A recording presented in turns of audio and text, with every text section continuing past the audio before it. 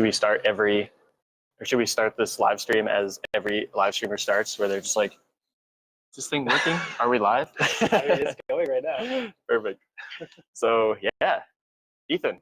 Yes. We're live, man. We are. We just finished up the women's mass start from Ruhpolding. Super exciting race. And if you're tuning into our podcast, sorry, we're going to spoil it. Really good finish there for Julia Simon and Lisa Vitozzi and Naya Chevalier-Boucher. Who did you have on that last lap? Because they literally, all three of them left the race at the exact same time. It was hard not to put your money on Simone. Yeah. I think it's kind of what we were talking about. We were watching on kind of what happened. I mean, they had, I don't know, Simone has the yellow bib on, so it's kind of like you got to put your money on her. Obviously, Vitozzi had a really good weekend there with winning the individual earlier in the week. But no, that was a super exciting race. I'll say it till I die. Biathlon mass start is the greatest event in sports. Yeah. So, and that just proved right there. And we saw a really good one in the the men's race as well. Yeah.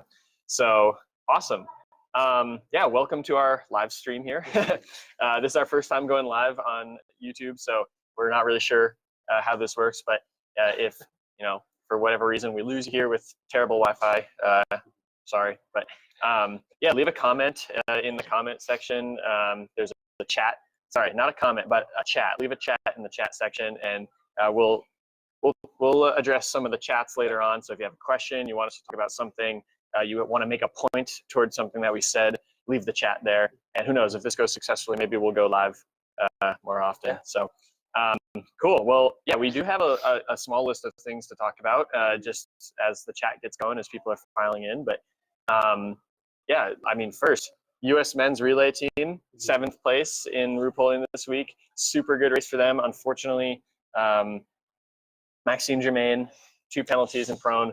But you know what? As a younger guy on the team, or sorry, 1 penalty, loop and prone. As a younger guy on the team, he needs this level of experience if he's going to be good long term.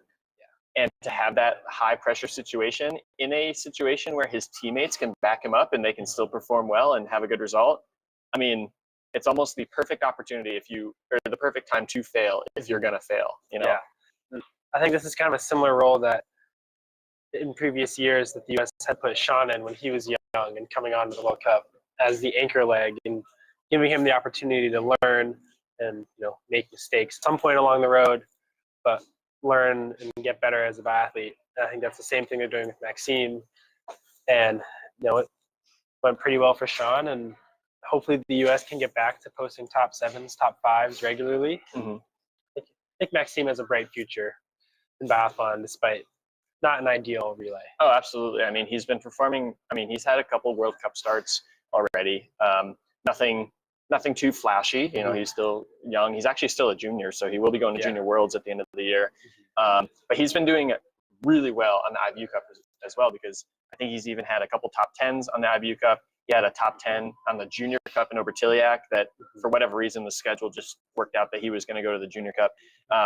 So no, I think it's a really good spot for for him to come in and test himself in the against the world's best. And so he held his own pretty good too. So we'll see what happens next relay, his next World Cup start. I just see what happens. Yeah. Yeah, I don't know. And then other than that, yeah, like you said, Paul and Jake and Sean, really, really good racing. They were in it the whole time. I mean, going into that last shooting for Maxime, he was in like 4th or 5th place, I think. So, yeah, it was just all around really good. And then also, I don't know if you saw on Paul's Instagram, he posted a video of Campbell Wright from New Zealand videoing the race. Yeah. And it was just really cool to see how excited all the coaches were, how excited Campbell was on the side of the trail. Because this team is a brotherhood, and they're working hard, and it's always cool to do well in the relay. With, everyone around. So yeah, really good day for the men's relay. What do you think? Let's say Maxime learns from this and he shakes it off. Next time he's able to get in there and not have a penalty loop, because he also, I mean, we're not even acknowledging he shot clean. 0-0, no spares in standings. So he was able to immediately bounce right back from that and have a good time finish out the race strong. So in terms of mentality, that's exactly what you want to see in an athlete. But so what do you think? Let's say he can shake that one penalty off, assuming all the other teams are putting their best team forward for World Championships. What do you think? Are we looking at a flower ceremony at World Championships, Ethan? Maybe. I don't think the U.S. is able to make podium just with power of Norway, France, Sweden, Germany. But I think fifth and sixth is definitely possible. I think definitely what they'll be reaching for at World Champs in a few weeks. Yeah, absolutely. I totally agree. Because who did they beat? Who were they in front of? Looks like they got in front of Finland, Slovenia, Poland, Austria. So Austria, obviously, that's going to be a strong one. The Czech team as well, they came in 15th. So the Czechs and the Austrians, even the Swiss, they beat a couple strong teams. Slovenia even, I think, could be up there. So, like, there's a couple strong teams behind them that maybe didn't have their best day. So, I mean, it's World Championships. You gotta perform your best, when it counts. So, yeah, I don't know. It's. I think if they can produce the same result that they just did, on the right day, and then get rid of that one penalty loop, could be the U.S.'s day. It could be, and I think it seems like they're kind of skiing faster as the season goes on, and having a little bit of time at altitude and Antolz before coming back down to World Champs and Overhoff.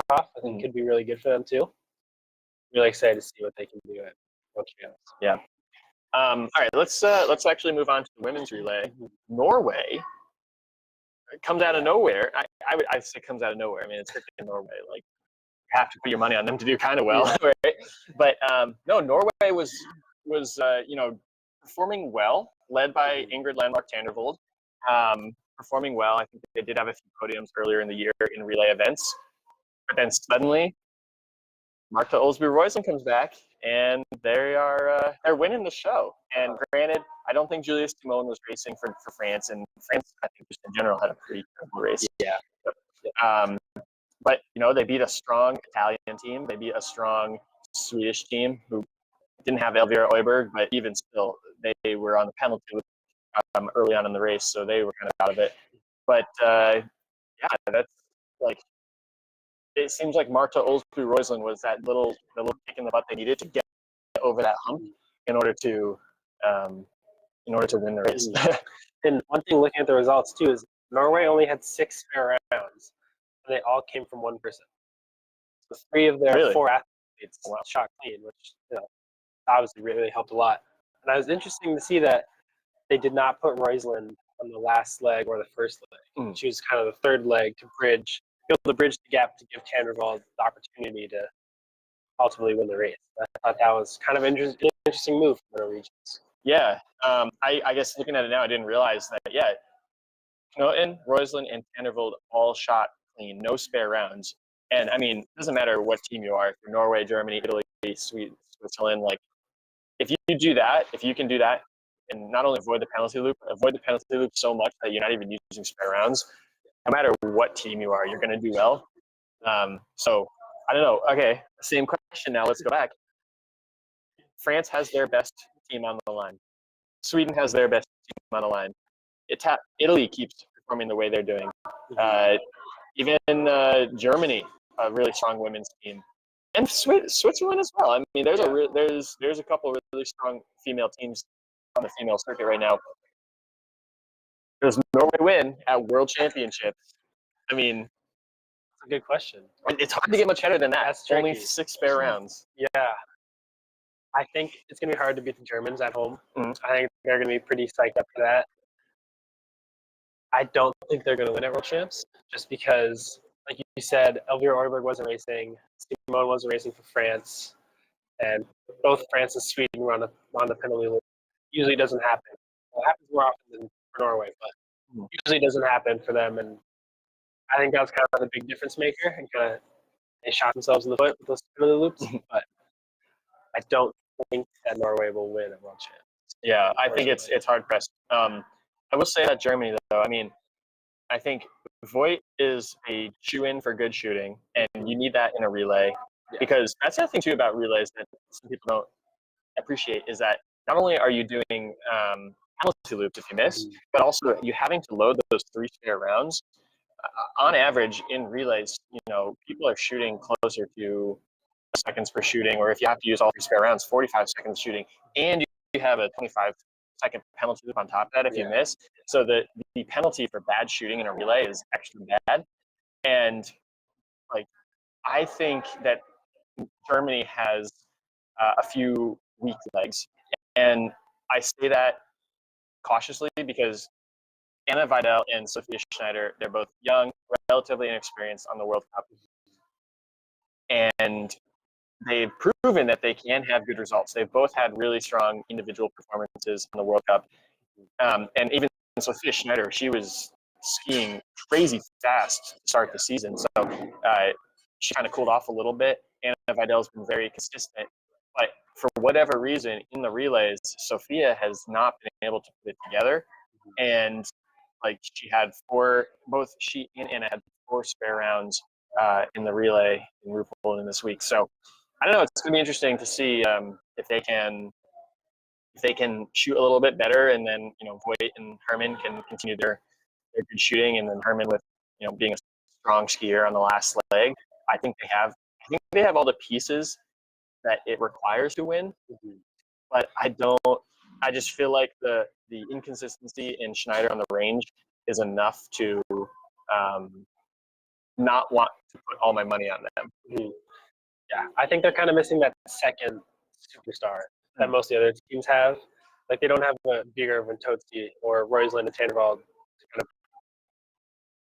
back up Herman in a sense. Yeah. Whereas if Herman doesn't have an exceptional race, they don't have the other piece to push them over the line.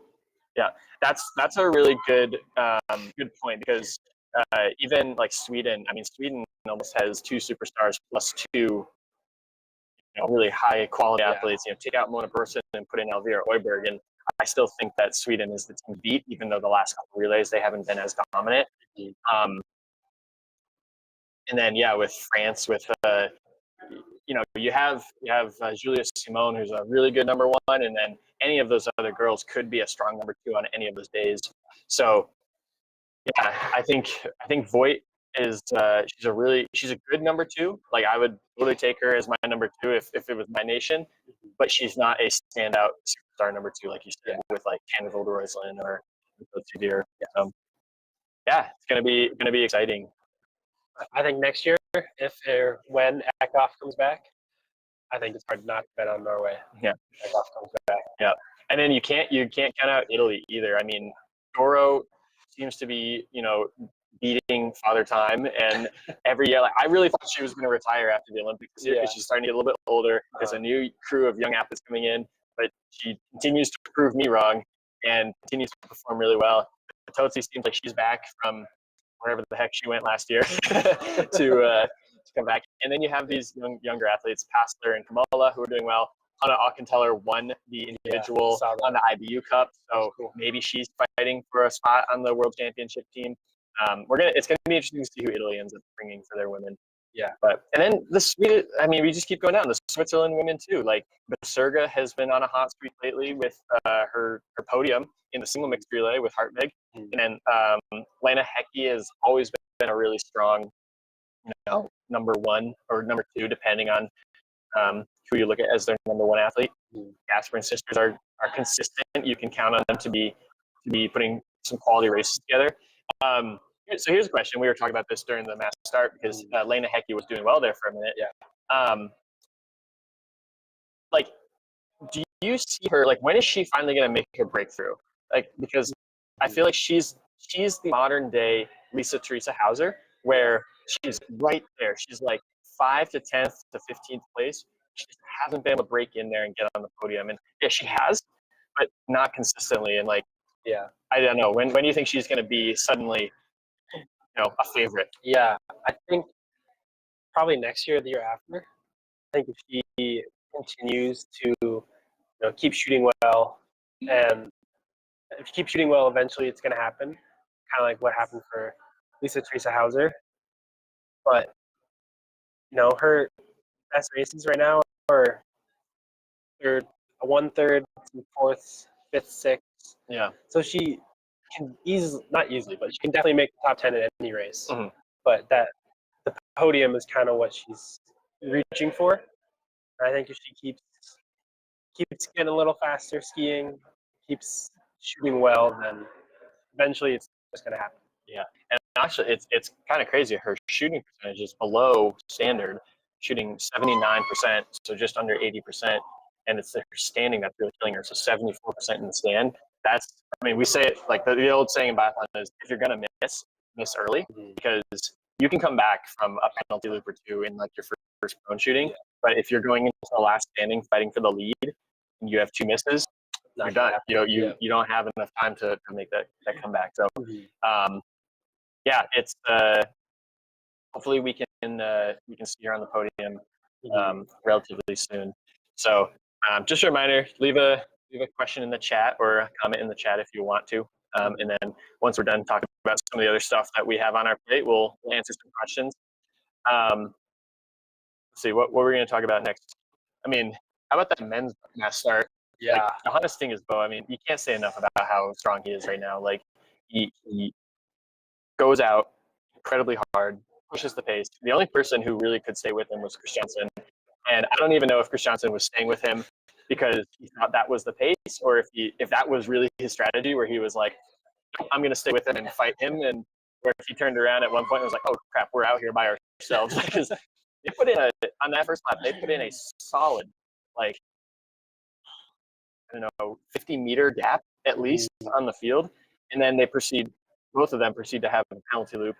And then again, catch right back up, shot clean, pull away, penalty loop.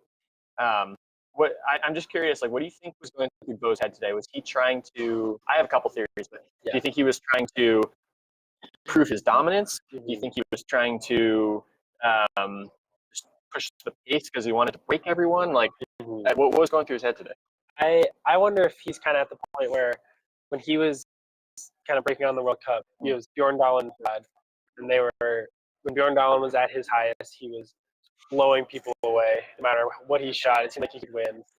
Kind of similar to Fourcade. If he missed two in the last standing, he could still pull back 20 seconds on anyone to win. And I wonder if he's kind of figuring out his different race strategies and how he can win. And because he knows if he has one more penalty loop, he can basically win any race on the World Cup. And that's exactly what happened today. With 3 misses, and Christensen Lagergren had 2. And I wonder if he was just trying something different, trying something new, knowing that he has that safety blanket of being able to ski absurdly fast. Yeah, my theory. Yeah, and I mean, I don't think we've seen this level of dominance. Like, granted, I can't go back too far. I keep waiting to see. I think there's rumor that we're in the same building as Chad Salmola right now. I think so. So I'm hoping that Chad will walk by and we can call him over because he's got a wealth of knowledge. But like, I can't remember a skier being this dominant and shooting as well as he is. Granted, he had 3 misses today. Probably wasn't super excited about that. But I mean, his shooting percentage on the season is really good right now.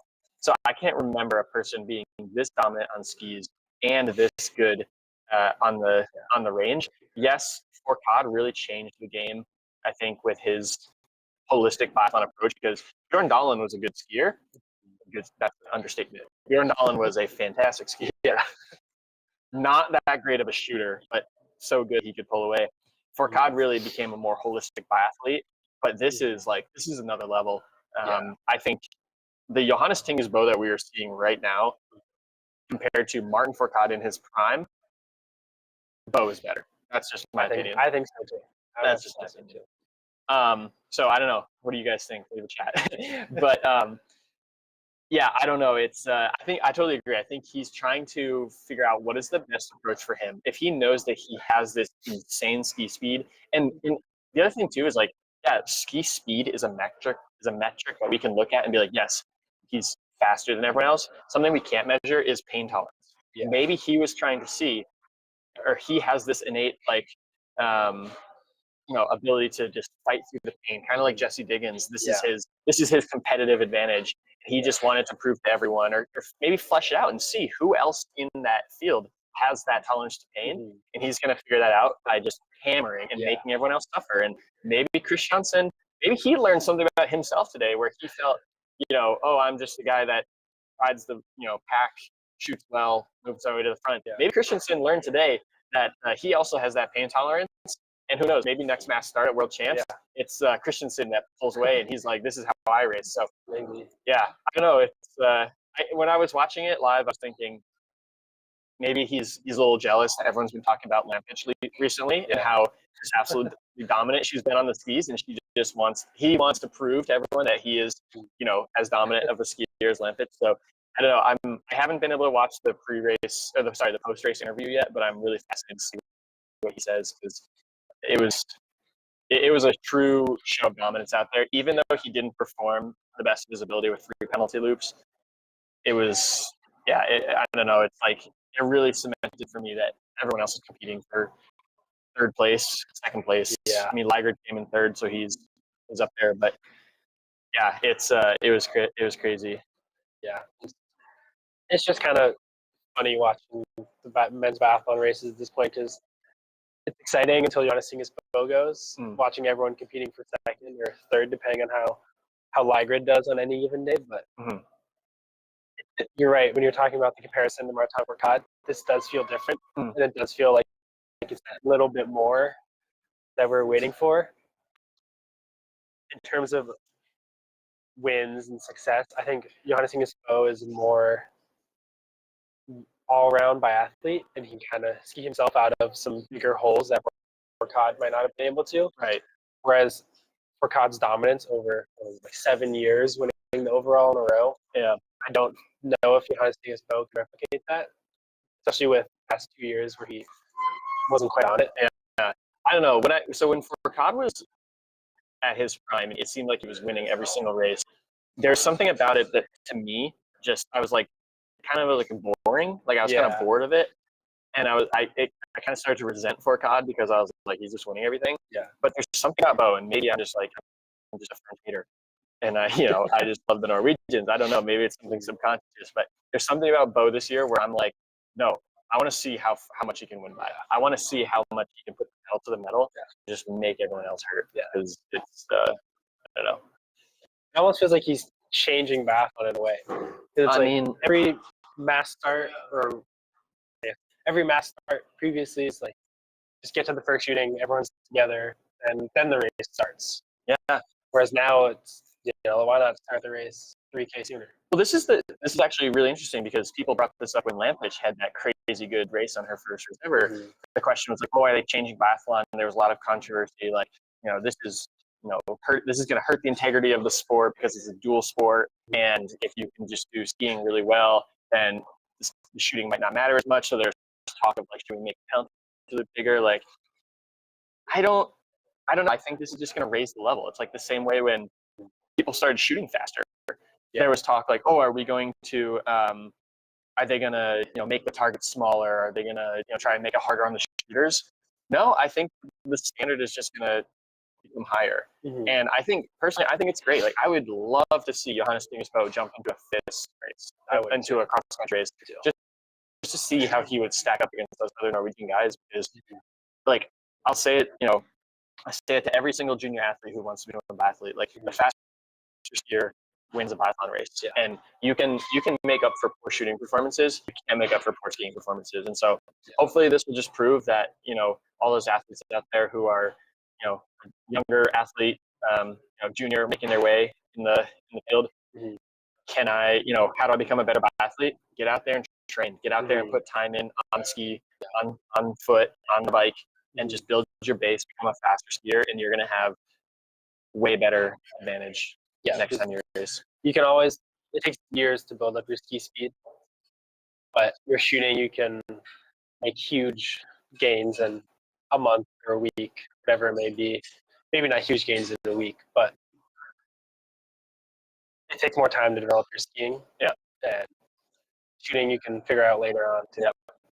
Should we take a question from the chat? Yeah. All right. None of these questions really pertain to what we're talking about, so let's just go with this one. What would happen if a coach from a different team runs into an athlete on course and causes the athlete to fall or impedes them? Sometimes the coach gets close, and that does happen. not very often, but it does happen on occasion. And more often it happens when a coach will run into their own athlete. Yeah. I remember specifically it World or was it European Championships, basically like the championships for the IBU Cup.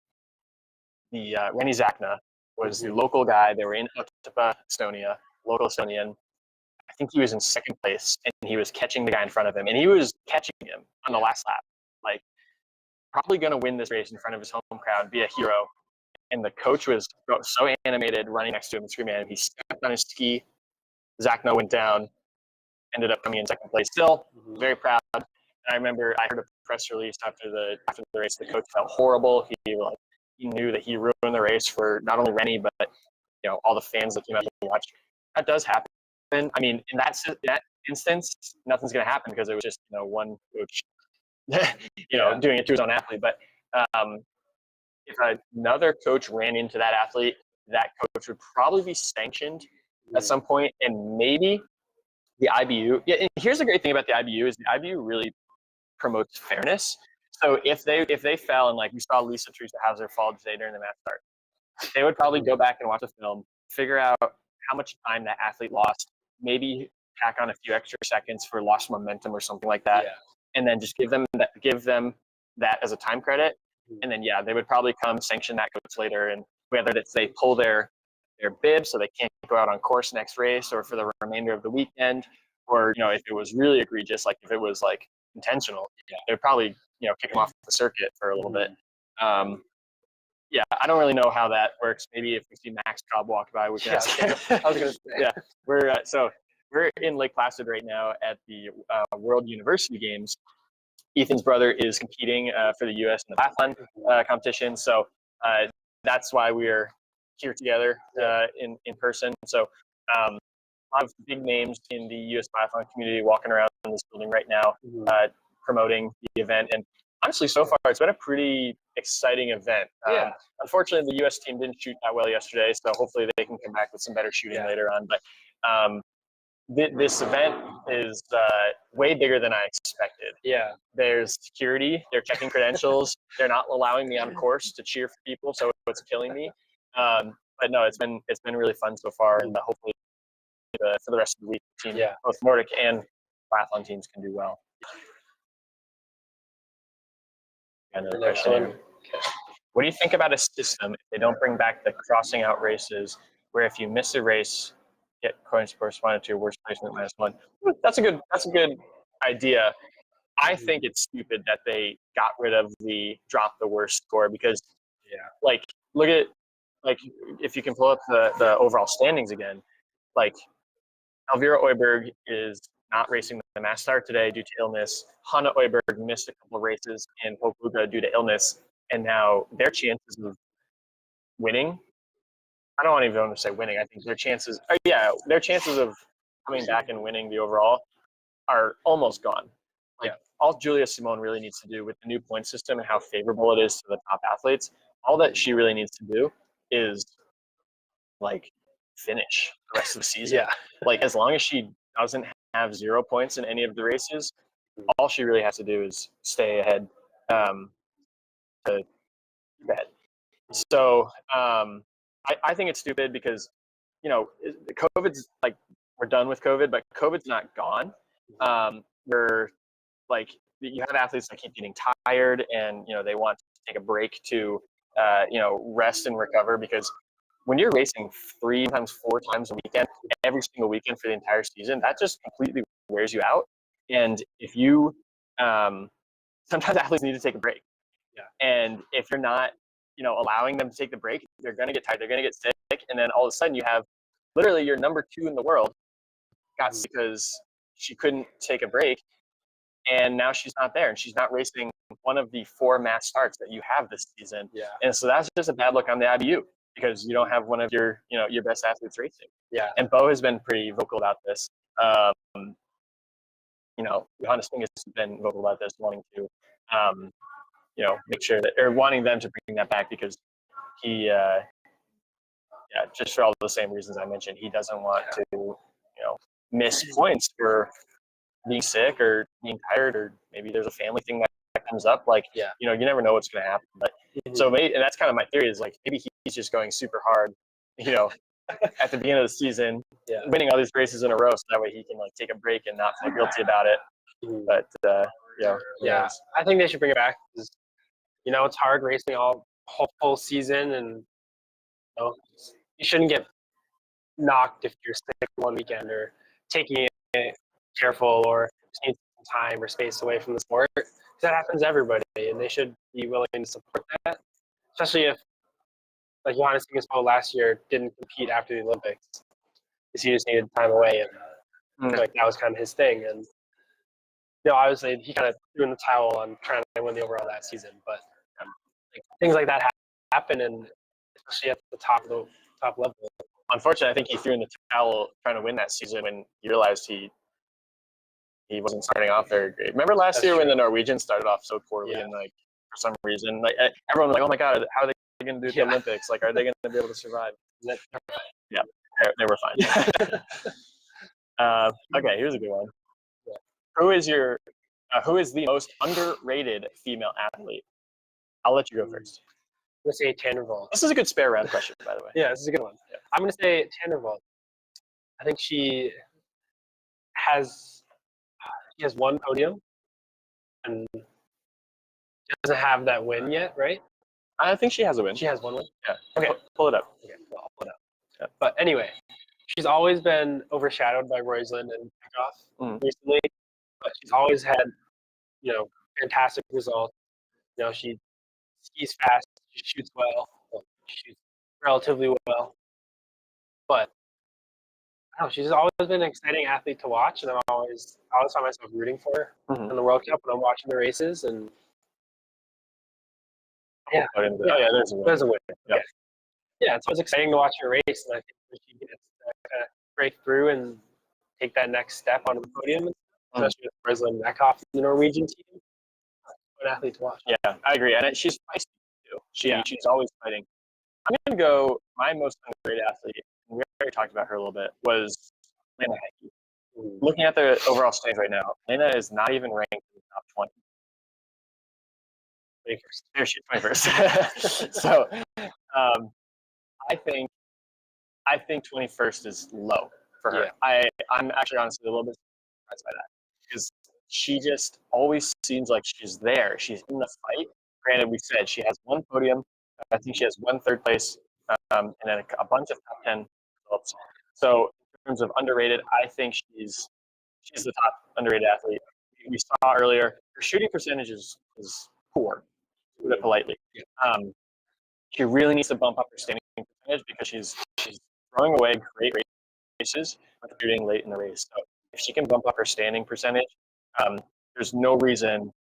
Honestly, I would favor Lena Heckey over Lisa Teresa Hauser if Heckey was able to bump her standing shooting up even by 5%. One extra hit per race in standing, and I would favor her over Hauser. Hauser's currently ranked 7th. So that's just me personally. Again, another one who's a fighter. She will fight to the line, and we saw that when she got in front of Denise Herman in the was that the mixed relay, or maybe it was a pursuit in Pope Luca.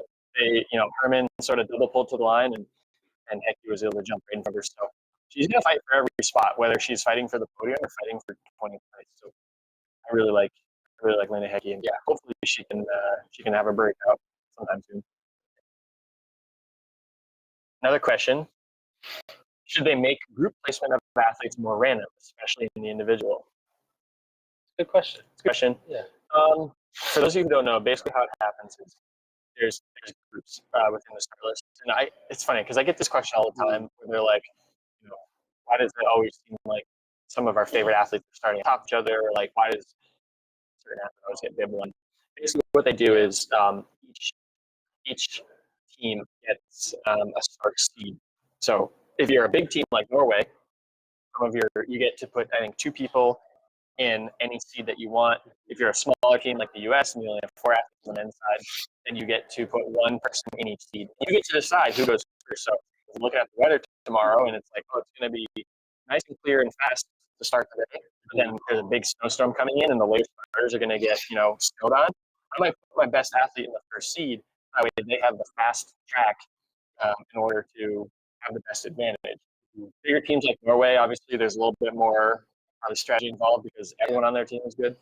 But not saying that people in the U.S. are bad, but it's just anyone on the Norwegian team has a chance to win any day. So you have to be a little bit more strategic with how they do it. So what ends up happening is all the best athletes end up going in the same seed because it's pretty standard, I'd say. Like most people know, like, oh yeah, weather's good, weather's bad. Give people, you know, good start spots or later start spots, early start spots, later start spots.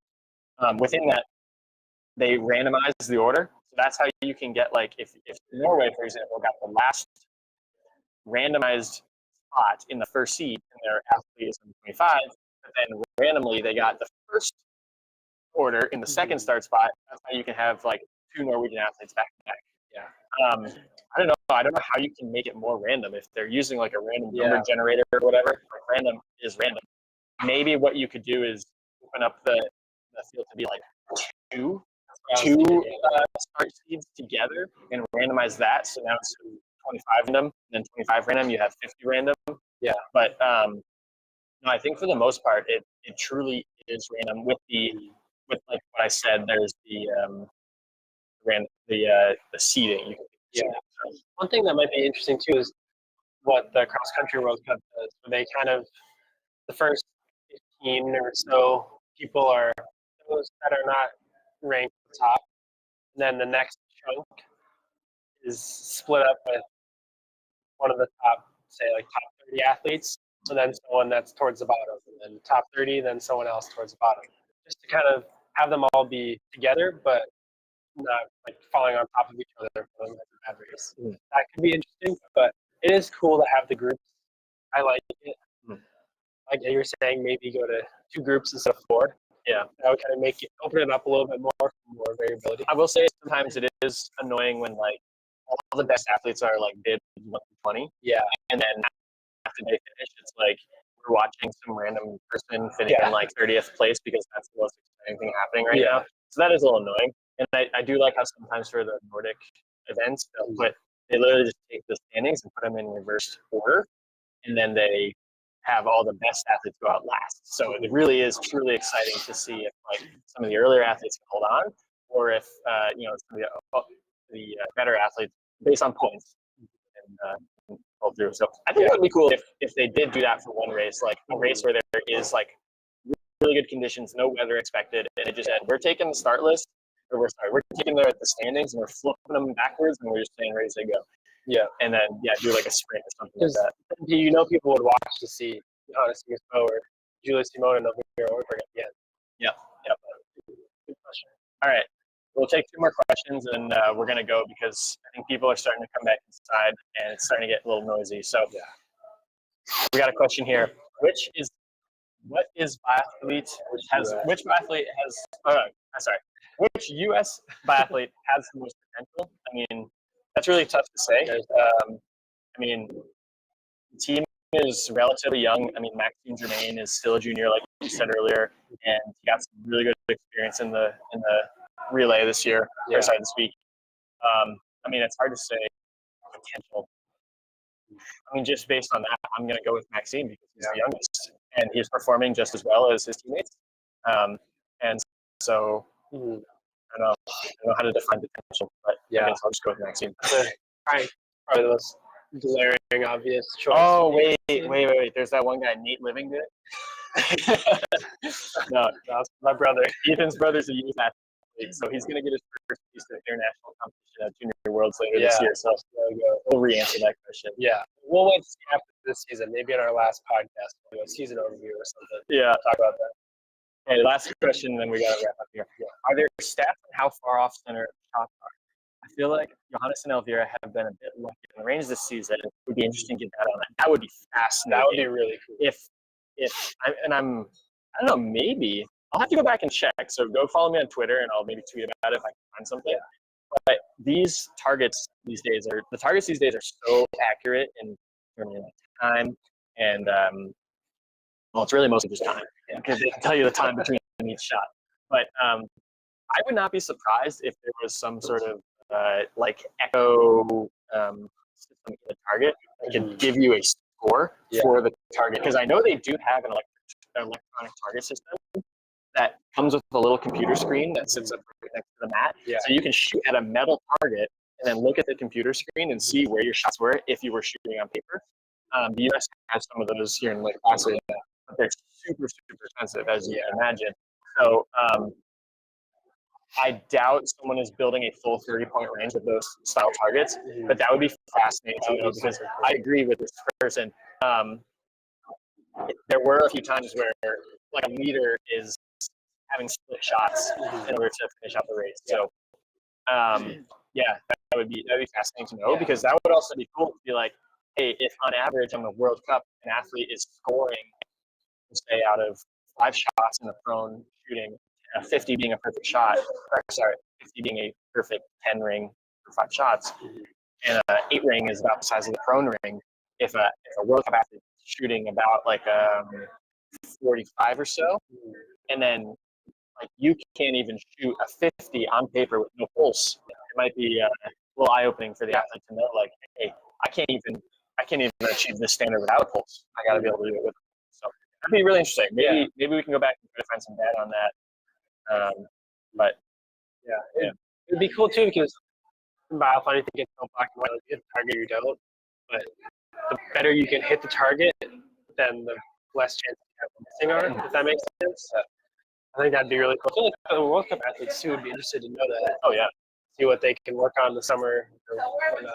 Yeah, and one final thing I'll say about that is back in the day, back when they had the Olympics here in Lake Placid, the individual race was scored on a paper target. So you did not know how you were doing during the race because they had to score the targets after the race. And also they had a hit, obviously, if you were in the black. They had a 1-minute penalty, and then they also had a 2-minute penalty if your shot was way out. Yeah. So that would be cool if maybe on the World Cup they gave you like a 75-meter penalty loop, and they're like, hey, that was a split shot. You got to do the 75-meter penalty loop. But, that was a good clean hit. You can just leave. I think we might have seen a few 2-minute penalties. Yeah. Okay, well, Ethan, that was our first live podcast. I think it went really well. I just want to switch over to this graphic I made just to give a shout out to all my patrons on Patreon. I don't want to leave this up too long because I don't want the IBU to come after me for stealing their design or anything like that. I'll let you know if Max comes up. Yeah. Let me know. But yeah, live podcast. I think it went pretty well. We had a little bit of engagement from the listeners, so maybe we'll do this again and we'll get some more engagement. Yeah. But if you haven't done so already, hit that subscribe button. You can find this podcast on all the platforms you get your podcast, whether it's Spotify, Apple, Google, any other podcast platform. And we'll be back next week. And we got Ruhpolding next week, and then the lead up to World Championships.